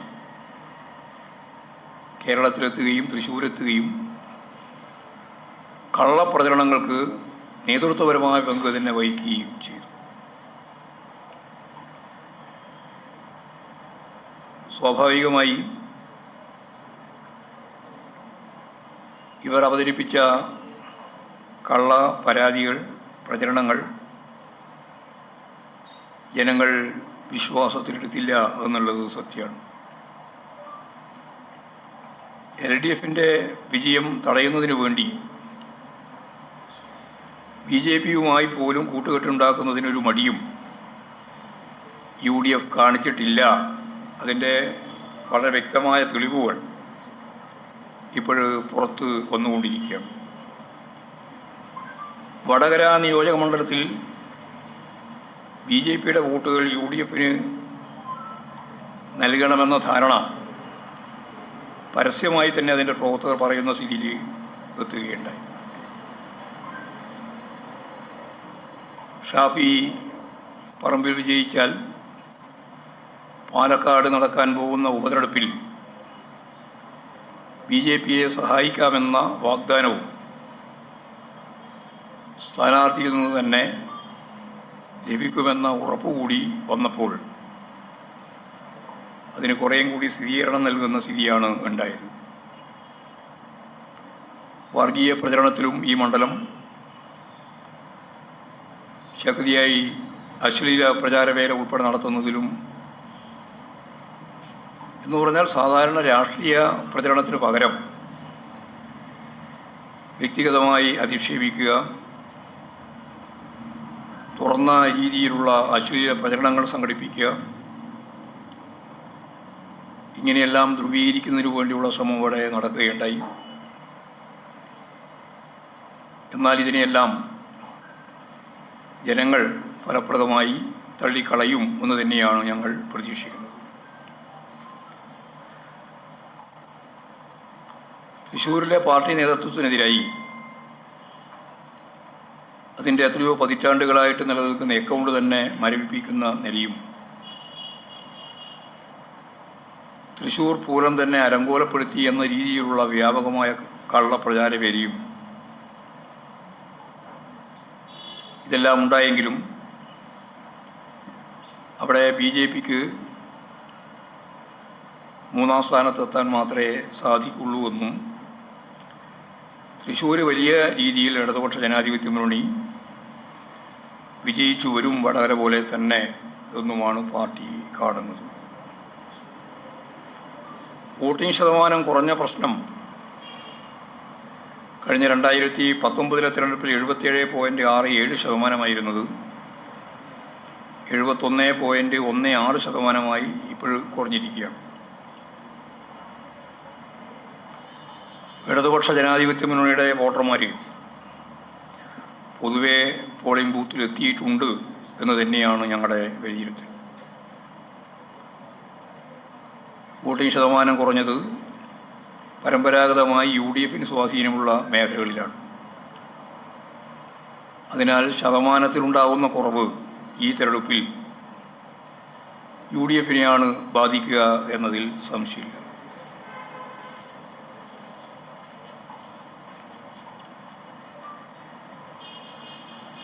രാജ്യത്തിൻ്റെ നേട്ടങ്ങൾ സംരക്ഷിക്കുന്നതിനും ഇടതുപക്ഷത്തെ അംഗസംഖ്യ പാർലമെൻറ്റിൽ വർദ്ധിപ്പിക്കുന്നതിനും വളരെയേറെ പ്രാധാന്യം നൽകിക്കൊണ്ടാണ് കേരളത്തിലെ ജനങ്ങൾ വോട്ടെടുപ്പിൽ സജീവമായി പങ്കെടുക്കുകയും വോട്ട് രേഖപ്പെടുത്തുകയും ചെയ്തിട്ടുള്ളത്. പൊതുജനങ്ങൾ പൊതുവെ ഇടതുപക്ഷ ജനാധിപത്യ മുന്നണിയെ സഹായിക്കുന്ന സാഹചര്യമാണ് ഉണ്ടായിട്ടുള്ളത്. പാർലമെൻറ്റിൽ ജയിച്ചാലും തോറ്റാലും മതനിരപേക്ഷതയെ സംരക്ഷിക്കാനുള്ള പോരാട്ടത്തിന് ഇടതുപക്ഷത്തിന് കരുത്തുണ്ടാവണമെന്ന നിലപാട് ജനങ്ങൾ പൊതുവെ സ്വീകരിച്ചിട്ടുണ്ട്. BJPയും കോൺഗ്രസും പിന്തുടരുന്ന ആഗോളവൽക്കരണ നയങ്ങൾക്കെതിരെ ജനപക്ഷത്തു നിന്ന് പോരാടുന്ന ഇടതുപക്ഷം തന്നെയാണ്. ഇക്കാര്യം ജനങ്ങൾ തിരിച്ചറിഞ്ഞിട്ടുണ്ട്. അത്തരം ചിന്തയും ഇടതുപക്ഷത്തിൻ്റെ വിജയത്തിന് ഘടകമായി തീരുകയാണ് ചെയ്തത്. കേരളത്തിൽ കഴിഞ്ഞ 5 വർഷം 18 MPമാർ UDFൻ്റെ ഭാഗമായിട്ടുള്ളപ്പോഴും കേരളത്തിനെതിരായ നിലപാടിനെ പ്രതിരോധിക്കാനോ കേരളത്തിൻ്റെ ശബ്ദം തന്നെ പാർലമെൻറ്റിൽ ഉയർത്താനോ അവർക്ക് സാധിച്ചില്ല എന്നുള്ള കാര്യം ജനങ്ങളുടെ ചിന്തയിൽ നല്ലതുപോലെ രൂപപ്പെട്ടിട്ടുണ്ട്. ന്യൂനപക്ഷങ്ങളും മതനിരപേക്ഷവാദികളുമെല്ലാം പൊതുവെ ഇടതുപക്ഷവുമായി ഐക്യപ്പെട്ടു. അതിൻ്റെ കൂടി നേട്ടങ്ങൾ ഈ തെരഞ്ഞെടുപ്പിൻ്റെ ഭാഗമായിട്ട് ഉണ്ട് എന്ന് തന്നെയാണ് അത് സംബന്ധിച്ച് പറയാനുള്ളത്. ഞാൻ നേരത്തെ പറഞ്ഞതുപോലെ ജൂൺ 4 മാത്രമേ പൂർണ്ണമായ അർത്ഥത്തിൽ ജയം സുവ്യക്തമായി നമുക്ക് പറയാൻ സാധിക്കുള്ളൂ. അപ്പോൾ ജൂൺ 4 തീയതിക്ക് മുമ്പ് പറയുന്ന കാര്യങ്ങളിലെല്ലാം അത്രത്തോളമാണ് വസ്തുനിഷ്ഠമായിട്ട് കാര്യം ശരിയായി എന്ന് പറഞ്ഞാൽ ആരാണ് ജയിക്കുക ആരാണ് തോക്കുക എന്നുള്ളത് വസ്തുനിഷ്ഠമായി കഴിഞ്ഞു. ആ വസ്തുനിഷ്ഠവുമായി നമ്മുടെ ബോധത്തെ പൊരുത്തപ്പെടുന്ന പ്രക്രിയ മാത്രമേ ബാക്കിയുള്ളൂ. അത് 4 പൂർണ്ണമാവുള്ളൂ. എന്നാൽ കേരളത്തിൽ ഒരു സംശയമില്ല, ഇടതുപക്ഷ ജനാധിപത്യ മുന്നണിക്ക് ഭൂരിപക്ഷ സീറ്റ് നേടാനാവും എന്ന് തന്നെയാണ് ഞങ്ങൾ വിലയിരുത്തുന്നത്. കഴിഞ്ഞ പ്രാവശ്യം ഒരു സീറ്റായിരുന്നു എന്നുള്ള കാര്യം നിങ്ങൾക്കെല്ലാം അറിയുന്നതുകൊണ്ട് ഞാൻ പ്രത്യേകിച്ച് വിശദീകരിക്കുന്നില്ല. ഏതായാലും നല്ല ഒരു മുന്നേറ്റം ഭൂരിപക്ഷം സീറ്റുകളും ഇടതുപക്ഷ ജനാധിപത്യ മുന്നണി ജയിക്കുന്ന നില ഉണ്ടാവും എന്നുള്ളതാണ്. പിന്നെയുള്ള ഒരു പ്രധാനപ്പെട്ട പ്രശ്നം മാധ്യമങ്ങളെല്ലാം ചേർന്ന് EP ജയരാജൻ തെരഞ്ഞെടുപ്പ് ദിവസം നടത്തിയിട്ടുള്ള പത്രപ്രസ്താവനയുമായി ബന്ധപ്പെട്ട് കാര്യം പരിശോധിച്ചു. അത് സംബന്ധിച്ച് പരിശോധിച്ചപ്പോൾ BJP നേതാവിനെ ഏതാണ്ട് ഒരു വർഷം മുമ്പ് നേരിൽ കണ്ടതുമായിട്ട് ബന്ധപ്പെട്ട കാര്യം സഖാവ് തന്നെ വിശദീകരിച്ചിട്ടുള്ളതാണ്. അതുൾപ്പെടെ ഉപയോഗപ്പെടുത്തിയിട്ടാണ് വലിയ പ്രചാരവേല കുറേ ദിവസമായിട്ട് 26 തീയതി മുതൽ കേരളത്തിലുടനീളം ചർച്ച ചെയ്തുകൊണ്ടിരിക്കുന്നു. രാഷ്ട്രീയ എതിരാളികളെ പല സന്ദർഭങ്ങളിലായിട്ട് നമ്മളെല്ലാം കാണുന്നുണ്ട്, സംസാരിക്കുന്നുണ്ട്. അങ്ങനെ കാണുകയോ സംസാരിക്കുകയോ ചെയ്യുമ്പോൾ അവസാനിച്ചു പോകുന്ന ഒരു പ്രത്യശാസ്ത്ര കരുത്ത് മാത്രമേ തൊഴിലാളി വർഗ പ്രസ്ഥാനത്തിനും ഇടതുപക്ഷ പ്രസ്ഥാനത്തിനും ഉള്ളൂ എന്ന് ഒരുതരം പൈങ്കിളി ശാസ്ത്രം വെച്ചുകൊണ്ടാണ്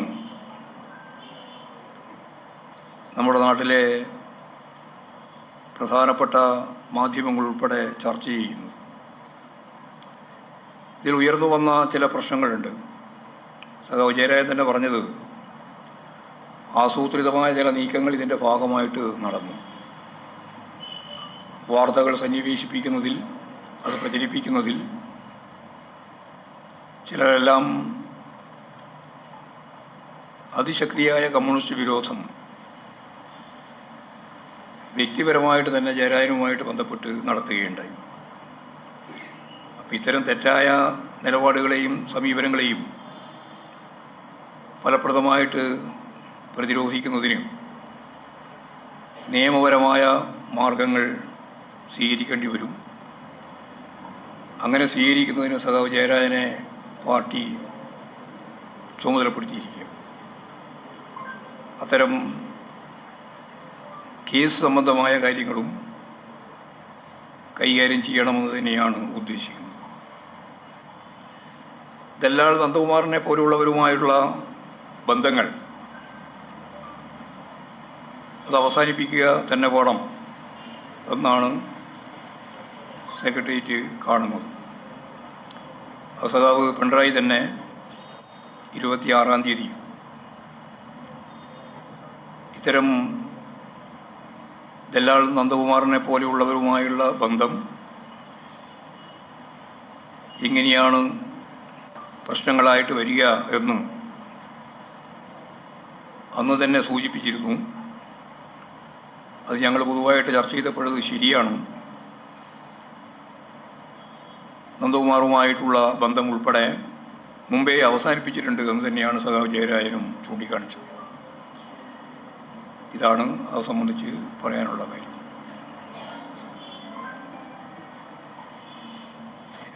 എന്താണ്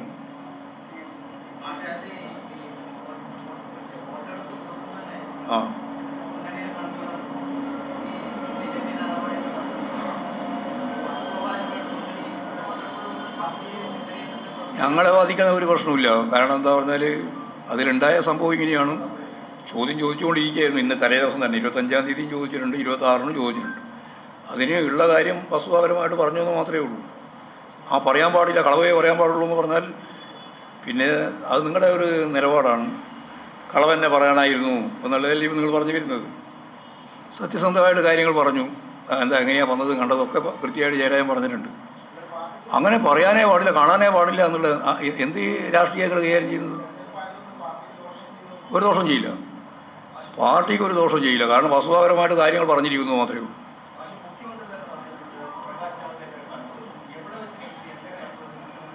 അല്ല, മുഖ്യമന്ത്രി അത് അദ്ദേഹത്തോട് ചോദിച്ചാൽ മതി എവിടുന്നാണ് കണ്ടത്. ഞാൻ കണ്ടല്ലോ ഈ കഴിഞ്ഞ 24-ാം തീയതി പോകുമ്പോൾ തിരുവനന്തപുരത്ത് എയർപോർട്ടിൽ. പക്ഷേ നമ്മൾ തമ്മിൽ യാതൊരു ബന്ധമില്ല. അതുകൊണ്ട് അയാളൊരു ഭാഗത്തിരുന്നു, ഞാൻ വേറൊരു ഭാഗത്തിരുന്നു. അതെ, അങ്ങനെ തന്നെ കാണുള്ളൂ. വേറെ എങ്ങനെ കാണുള്ളൂ? ഇത് അതേ ഫ്ലൈറ്റിൽ നിന്ന് വന്ന് കണ്ടു, നമ്മൾ പോകുന്ന വഴിക്ക് കണ്ടു, അത്രയും വ്യത്യാസം. വേറെ അധികം വിശദീകരണത്തിന് പ്രശ്നമില്ല. നിങ്ങൾക്ക് പറഞ്ഞാലും മനസ്സിലാവാതെ എന്താ വെച്ചാൽ നിങ്ങൾക്കൊരു അജണ്ടയുണ്ട്. ആ അജണ്ട ഞങ്ങളെ ചിലവിൽ നടത്തണമെന്നാണ് നിങ്ങൾ ധരിക്കുന്നത്. നിങ്ങൾ പറ, ചോദിക്കും, ഓരോരാളായി ചോദിക്കും.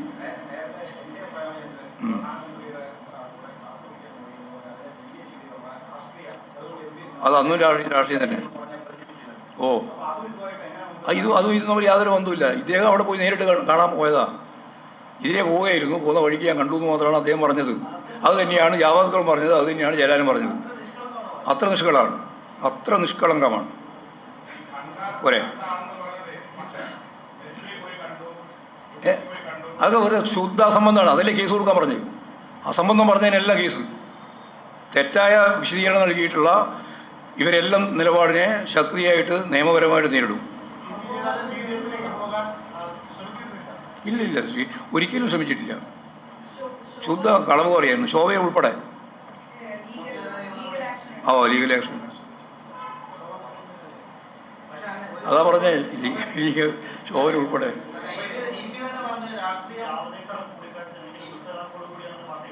ദുഷ്ടലാക്കുകളൊന്നും കാണുന്നില്ല. വേറെ എന്തെങ്കിലും ദുഷ്ടലാക്ക് വന്നിരിക്കുന്നു. അതുകൊണ്ടാണ്. എന്ത് നടപടി നിങ്ങൾക്ക് പറഞ്ഞാൽ മനസ്സിലാവാതെ ഞാനാ ഉത്തരവാദി? ഞങ്ങൾ നടപടിയെടുക്കുക, അതിന് സംഘടനാപരമായി എന്തെല്ലാം കാര്യങ്ങൾ കൈകാര്യം ചെയ്തിട്ട് മാത്രമേ നടപടിയെടുക്കാൻ പറ്റുക. അങ്ങനെയുള്ള നടപടിയെടുക്കേണ്ട ഒരു പ്രശ്നം നമ്മുടെ മുമ്പിൽ ഇല്ലല്ലോ ഇപ്പോഴും. ഇദ്ദേഹം ജാവദേക്കറെ കണ്ടു എന്ന് അദ്ദേഹം പറഞ്ഞു, കണ്ടു എന്ന് ജാവദേക്കറും പറഞ്ഞു. ഞങ്ങൾ കാര്യങ്ങളൊന്നും വേറെ ചർച്ച ചെയ്തിട്ടുണ്ടായിരുന്നില്ല. പോകുന്ന വഴിക്ക് അവിടെ കയറി കണ്ടു എന്ന് മാത്രമേ ഉള്ളൂ. ഒരു തെരഞ്ഞെടുപ്പ് ഒരു പരിപാടിക്ക് പോകുന്ന പശ്ചാത്തലത്തിലായിരുന്നു. അത് 1 കൊല്ലം മുമ്പുള്ളതാണ്. ആ സമയത്തായിരുന്നു വന്നത്. അത് ഞാൻ പറഞ്ഞിട്ട് പോവുകയും ചെയ്തു എന്ന് പറയുന്ന അറിയാണ്ടായി. ഡൽഹി എന്ന് പറയുന്നത് ഒന്ന് ശുദ്ധാസംബന്ധമാണ്. അതായത് ഇതല്ലാതെ വേറെ എവിടെയെങ്കിലും കണ്ടു എന്ന് പറയുന്നത് തെറ്റാണ് എന്ന് കൃത്യമായിട്ട് പറഞ്ഞു. അങ്ങനെ പറഞ്ഞിട്ടുള്ളവർക്കെതിരായിട്ട് നിയമപരമായ നിലപാട് സ്വീകരിക്കുന്നു തന്നെയാണ് പറഞ്ഞത്. അതിന് അനുവാദം കൊടുത്തിരിക്കുന്നു. പാർട്ടി സംസ്ഥാന സെക്രട്ടറി അനുവാദം കൊടുത്തിരിക്കുന്നു. ആക്കെ വെറുതെ കഥ പറയുന്നതാണെന്നും. കഥയാണ്, തിരക്കഥ.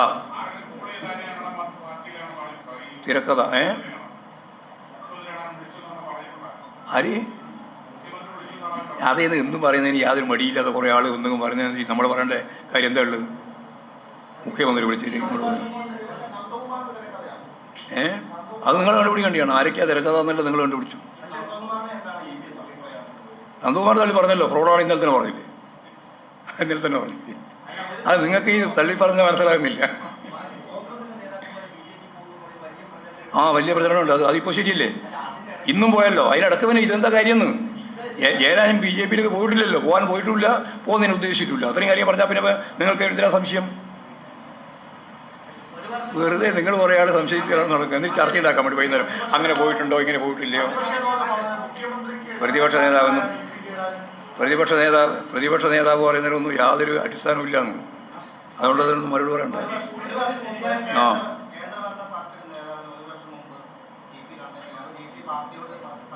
അല്ല, പാർട്ടി നയപരമായ ഒരു കാര്യമല്ലല്ലോ അത്. ഒരു ദിവസം ഒരാൾ രാവിലെ പോകുന്ന വഴിക്ക് ഒരാളെ കണ്ടത് അത് പാർട്ടിക്കകത്ത് റിപ്പോർട്ട് ചെയ്യേണ്ട വല്ല കാര്യമുണ്ട്? അതൊന്നുമില്ല. അതൊന്നും ഒളിച്ചു വെക്കേണ്ട കാര്യമൊന്നുമില്ല. ഒളിച്ചു വെക്കേണ്ട കാര്യമില്ല, റിപ്പോർട്ട് ചെയ്യേണ്ട കാര്യമില്ല. രാഷ്ട്രീയമില്ല എന്ന് പറഞ്ഞു. പിന്നെന്താ? ഇല്ല, രാഷ്ട്രീയമില്ല. രാഷ്ട്രീയം പറഞ്ഞിട്ടില്ല. രാഷ്ട്രീയം പറഞ്ഞിട്ടുണ്ടെങ്കിൽ അല്ലെങ്കിൽ അതിൻ്റെമായ ചർച്ച നടന്നിട്ടുണ്ടെങ്കിൽ പാർട്ടിയോട് റിപ്പോർട്ട് ചെയ്യണം. അതൊന്നുമില്ലാതെ ഒരാൾ ചാവടിക്കാൻ പോകുന്ന വഴിക്കോ കയറിയതിന് വേറെ എന്തെങ്കിലും പറയേണ്ട വല്ല കാര്യമുണ്ടോ? അല്ലല്ല, അത് രണ്ടാണ്. രണ്ടും ഒന്നാക്കണ്ട. അത് നിങ്ങളുടെ താല്പര്യമാണ്. പ്രധാനമന്ത്രി വിളിച്ചു കൂട്ടിക്കൊണ്ട് പോയി ഭക്ഷണം കൊടുക്കുന്നു. ആ ഭക്ഷണം ഭക്ഷിച്ച ആൾ കുറച്ച് കഴിയുമ്പോഴേക്ക് BJP ആയിട്ട് മാറുന്നു. അതിൽ മാറാൻ സാധ്യതയുള്ള ഒരാൾ കൂടിയാണ് പ്രേമേന്ദ്രൻ എന്ന് മാത്രമേ പറഞ്ഞിട്ടുള്ളൂ. അല്ലാണ്ട് ഭക്ഷണം അതിങ്ങനെ നിർദോഷമായ രീതിയിൽ ഭക്ഷണം കൊടുത്തതല്ല. അത് നേരത്തെ പറഞ്ഞത് ഇതും രണ്ടും കൂട്ടിച്ചേർക്കണ്ട. എൻ്റെ വീട്ടിൽ വന്നാലും വെച്ചാൽ സ്വാഭാവികമായിട്ടും എൻ്റെ വീട്ടിൽ വന്നാൽ ഞാൻ എന്താ വേണ്ടത് അന്നേരം ചെയ്യും. അതാ ഞാൻ പറഞ്ഞത്, ഇല്ലാത്ത കാര്യം വെറുതെ ചോദിക്കുക, എന്നിട്ട് അതിന് ഇല്ലാതെ ഉത്തരം പറയിപ്പിക്കുക. ആവശ്യമില്ലാതെ വല്ല കാര്യമായിട്ട് വേണ്ട വല്ല കാര്യം. അതായത് ഇല്ലാതൊരു ചോദ്യം ചോദിക്കുക, എന്നിട്ട് ഇല്ലാതൊരു ഉത്തരം ഞാൻ പറയുക, എന്നിട്ട് ആ ഇല്ലാതെ ഉത്തരം നാളെ പത്രത്തിൽ വലിയ പണ്ടൊക്കെ തലക്കെട്ടി പോകുന്ന മാറ്റി ഇങ്ങനെയാണ് ചെയ്യുന്നതെന്ന് പറഞ്ഞ ആര്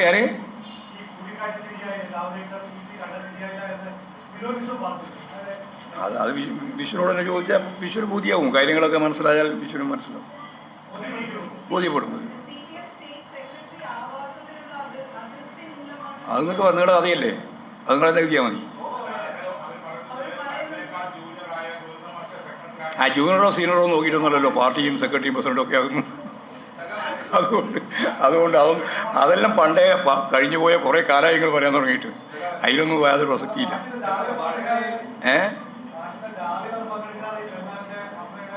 എൻ്റെ ജാതിയിൽ പങ്കെടുക്കേണ്ട കാര്യമില്ല. ഞാൻ നയിക്കുന്ന ജാതിയല്ലേ, അപ്പോൾ ഞാനല്ലേ അതിൽ പങ്കെടുക്കേണ്ടത്. ബാക്കി ആരൊക്കെ പങ്കെടുക്കണം തീരുമാനിച്ചിട്ട് അവരെല്ലാം പങ്കെടുത്തിട്ടുണ്ട്. അന്നേ പറഞ്ഞാൽ അതില്ല മറുപടി. ജയരാജൻ അതിൽ പങ്കെടുക്കാൻ തീരുമാനിച്ചിട്ടില്ല. പോരെ? ആ ആ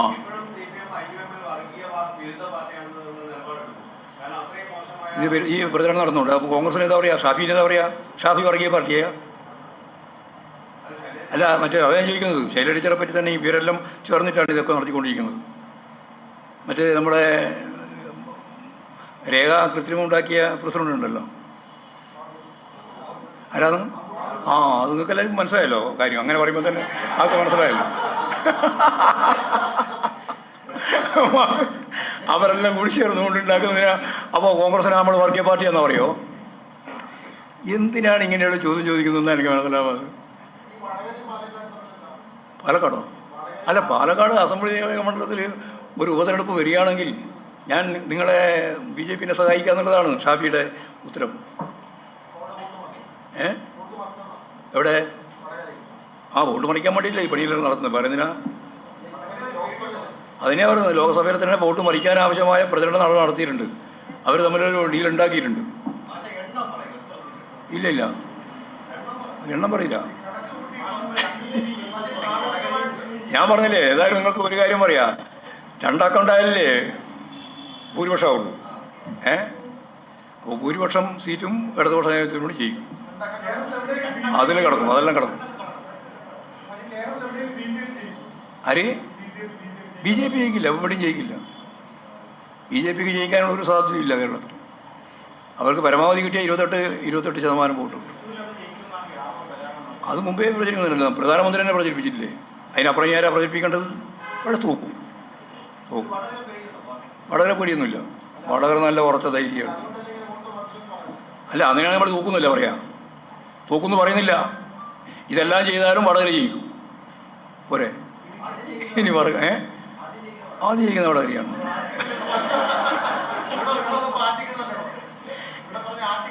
ആറ്റിങ്ങലും ചെയ്യും. ആറ്റിങ്ങൽ പറയുമ്പോൾ ആറ്റിങ്ങൽ ആദ്യം ജയിക്കും. വടകര പറയുമ്പോൾ വടകര ജയിക്കും. ആ, ദേശീയ പാർട്ടി എന്ന രീതിയിലുള്ള പദവി ഇപ്പം തന്നെ നിലവിലുണ്ടല്ലോ. പിന്നെ എന്തിനാ അതിന് കിട്ടാൻ വേണ്ടി വേറെ നടക്കുന്നു? അത് ഏകേവനോട് ചോദിച്ചാൽ മതി കാര്യം. ഞങ്ങൾക്ക് അതിൻ്റെ പ്രശ്നമൊന്നുമില്ല. ഞങ്ങൾക്ക് ഇപ്പോൾ തന്നെ ദേശീയ പദവി ഉണ്ട്. ഇനി അതിനെ ശക്തിയായിട്ട് മുമ്പോട്ട് കൊണ്ടുപോകാനാണ് പാർട്ടി ഉദ്ദേശിക്കുന്നത്. അത്രയും. ആ, അല്ലല്ല, ഞങ്ങൾ അങ്ങനെ തെറ്റാന്ന് പറയില്ല. വ്യക്തിപരമായിട്ട് ഒരാളെ കണ്ടാൽ അതൊക്കെ തെറ്റായി പോയി എന്ന് പറയേണ്ട എന്ത് ഭ്രാന്തമുള്ളൂ. ഇതൊരു സാമൂഹിക ജീവിതത്തിലെ സാംസ്കാരിക മൂല്യമുള്ള ഒരു രാഷ്ട്രീയമല്ലേ നമ്മളെല്ലാം കൈകാര്യം ചെയ്യുന്നത്. അപ്പോൾ ആരെങ്കിലും ഒരാളെ കണ്ട ഉടനെ തന്നെ ആ രാഷ്ട്രീയം അതിൽ അവസാനിച്ചു പോകുന്നു കാണുന്നതിൽ എന്തൊരു തെറ്റായ വിശകലനമാണ്.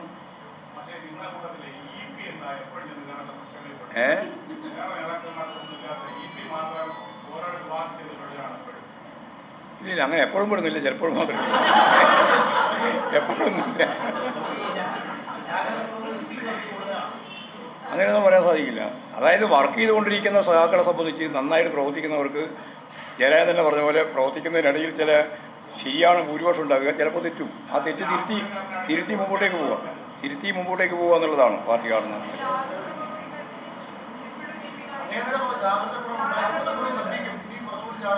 ആര് ആയിക്കോട്ടെ.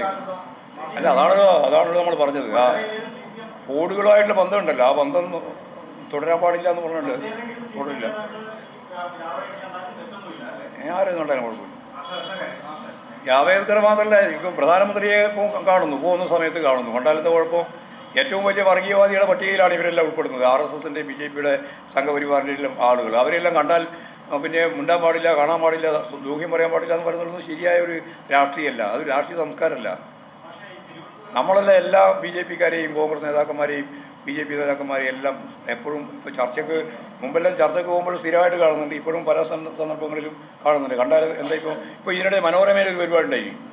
ഈ ഇലക്ഷൻ്റെ തൊട്ട് തലേദിവസം മറ്റോ മൂന്നാളുണ്ടായിരിക്കും. കൃഷ്ണദാസും ഉണ്ടായിരുന്നു, M. വാസനും ഉണ്ടായിരുന്നു, ഞാനും ഉണ്ടായിരുന്നു. എത്ര സൗഹൃദപരമായിരുന്നു ഞങ്ങളുടെ സംഭാഷണം. പക്ഷേ സംഭാഷണമൊക്കെ വളരെ കറക്റ്റാണ്. പക്ഷേ രാഷ്ട്രീയം വരുമ്പോഴും കർശനമായ നിലപാട് സ്വീകരിക്കും. അത് അവർക്ക് മൂന്നാൾക്കും അങ്ങനെ സ്വീകരിക്കാൻ സാധിക്കും. അതിനെന്തിനാണ് ഇങ്ങനെ വല്ലാതെ ബേജാറാവുന്നതെന്ന് എനിക്ക് മനസ്സിലാവാതെ.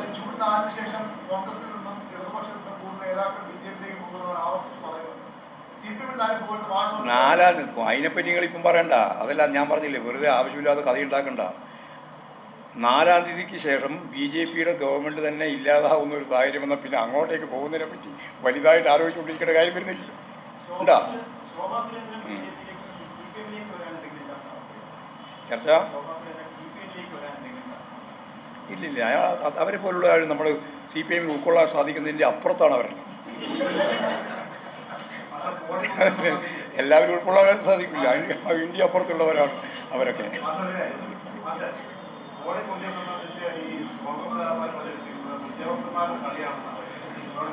അതെന്താ പറഞ്ഞാൽ പോളിംഗ് താമസിച്ചു എന്നുള്ളത് ശരിയാ. പല സ്ഥലത്തും അതിപ്പോൾ UDFകാരെ കണ്ടുപിടിച്ചത് അവരെ ബൂത്തിൽ മാത്രമാണ് താമസിച്ചിരുന്നത്. എല്ലാ ബൂത്തിലും താമസിച്ചിട്ടുണ്ട്. മിക്കവാറും ബൂത്തുകളിൽ ഈ പോളിംഗ് താമസിച്ചിട്ടുണ്ട്. അത് ഇതിൻ്റെ സാങ്കേതിക പ്രശ്നമാണ്. ആ ബീം ശരിയായ രീതിയിൽ വരുന്നതിന് സമയം പിടിക്കുന്നു അധികം. അതാണ്. അല്ല, അവർക്ക് മനസ്സിലായി അവർ 20 സീറ്റാണല്ലോ. അവർക്ക് 20 സീറ്റിൽ നിന്ന് ഒന്ന് കുറഞ്ഞാൽ UDFൻ്റെയും മനോരമ അതിൻ്റെ സഖ്യകക്ഷിയാണല്ലോ. മനോരമയും മാതൃഭൂമിയെല്ലാം ഇവരെ സഖ്യകക്ഷികളാണ് UDFൻ്റെ. അവർക്കുള്ള ക്ഷീണം വളരെ വലുതായിരിക്കും.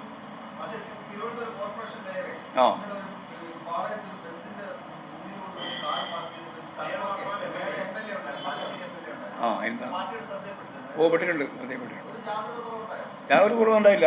ആ ഡ്രൈവറെയാണ് ജാഗ്രത കുറവുണ്ടായത്. അദ്ദേഹത്തിനെതിരായിട്ട് മുമ്പ് ഇതേപോലുള്ള പ്രശ്നങ്ങൾ ഉണ്ടായിട്ടുണ്ട് ആ ഡ്രൈവർക്ക്. അപ്പോൾ ആ ഡ്രൈവർ ശരിയല്ലാത്ത രീതിയിലുള്ള ചില ആംഗ്യങ്ങളൊക്കെ കാണിച്ചതിൻ്റെ ഭാഗമായിട്ട് വന്ന പ്രശ്നം അത്. അപ്പോഴാണ് ചോദ്യം ചെയ്യാൻ പോയത്. അതിൽ വേറെ ജാഗ്രത കുറവൊന്നുമില്ല.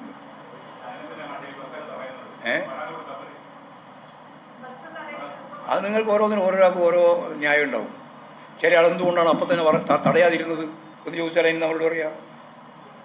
ഇങ്ങനെ ഒരു ആംഗ്യം കാണിച്ചതിന് ശേഷം മേയറും അതുപോലെ MLA ഇരിക്കുന്ന ഒരു കാറ് അതിനെ എന്തുകൊണ്ടാണ് അങ്ങനെ അങ്ങോട്ട് പോകാൻ അനുവദിച്ചത് എന്ന് ചോദിച്ചാൽ ആ ചോദ്യത്തിന് മറുപടി എന്നാ? നിങ്ങളെല്ലാം ആത്മനിഷ്ഠമായ ചോദ്യം ചോദിക്കുകയാണ്. ഒരു കാര്യം ഉണ്ടായാൽ ആ കാര്യത്തിൻ്റെ ഒപ്പം തന്നെയാണ് കാര്യങ്ങൾ തുടർന്ന് വന്നിട്ടുള്ള കാര്യങ്ങൾ ഉണ്ടാകുക. അത് നമ്മൾ കണ്ടോളണം. കാറ് നിർത്തിയിരുന്നില്ല, അവിടെ നിർത്തിയെടുക്കുന്ന പോയിട്ട് സംസാരിക്കുകയാണ്. വേറെ കാറുകൾ നിർത്തിയിട്ടൊന്നുമില്ല, ഓവർടേക്ക് ഒന്നും. അതിലാണ് എല്ലാവരും ദൃശ്യം കണ്ടിട്ടുണ്ട്. ദൃശ്യമെല്ലാം കാണുന്നുണ്ട്.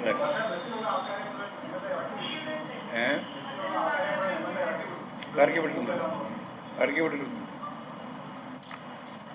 അതില് അപമാനിക്കുന്ന പ്രശ്നം അതുകൊണ്ടാണ് ഇടപെട്ടത്. ആ ഇടപെടൽ വേണ്ടി തന്നെയാണ്, ഇടപെട്ടുകയും ചെയ്തിട്ടുണ്ട്. അത്രയേ ഉള്ളൂ. അതിലിപ്പോൾ ആരെയും നമ്മൾ വേറെ കുറ്റവിമുക്തമാക്കേണ്ടതോ കുറ്റപ്പെടുത്തേണ്ടതോ ഇല്ല. എല്ലാ സംഭവം ഉണ്ടായി. ആ സംഭവത്തിൽ അപ്പോൾ തന്നെ ഇടപെട്ടപ്പോൾ സ്വാഭാവികമായിട്ടും കാര്യങ്ങൾ മനസ്സിലായി, കേസ് പോയി. അത്രയേ ഉള്ളൂ. നടപടി വേണം. എന്തേ നടപടി? എന്നാ പരാതി? അല്ല എന്നാ പരാതി? എന്താ അവമാനിപ്പിച്ചിട്ടില്ല എന്ന് പറഞ്ഞാൽ പരാതിയാവുമോ?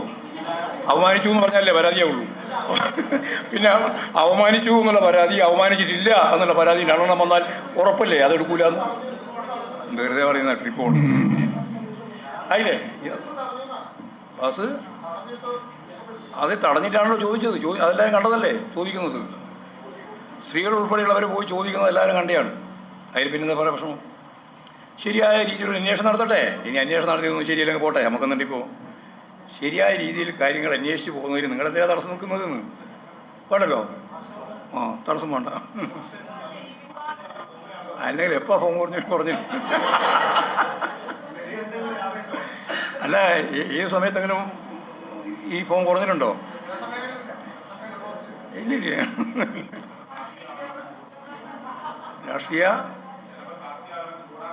അത് ഇന്ന് പിന്നെ ആരും ചോദിച്ചില്ല അങ്ങനെ. അതുകൊണ്ട് കൂടി അപ്പോൾ താത്വികമായി എന്തെങ്കിലും പറയേണ്ടി ഘട്ടം വരുമ്പോഴല്ലേ വേണ്ടു അല്ലേ? അത് നിങ്ങളാരും ചോദിച്ചില്ല. എങ്ങനെ ചൂടാണ് റിസൾട്ട് ദേശീയ തലത്തിലോ? അത് പറഞ്ഞു. അത് സത്യമാണ്. വസ്തുനിഷ്ഠ യാഥാർത്ഥ്യവുമായുള്ള മനസ്സിൻ്റെ പൊരുത്തം അതാണ് സത്യം. അപ്പോഴേ അത് സത്യം പൂർണ്ണമാവുള്ളൂ. ഇപ്പോൾ വസ്തുനിഷ്ഠ യാഥാർത്ഥ്യമായി, പക്ഷെ എന്തില്ല, ബോധവുമായിട്ടുള്ള പൊരുത്തമില്ല. ആ പൊരുത്തം എപ്പോഴാണോ വരുന്നത് അപ്പോൾ സത്യമായി.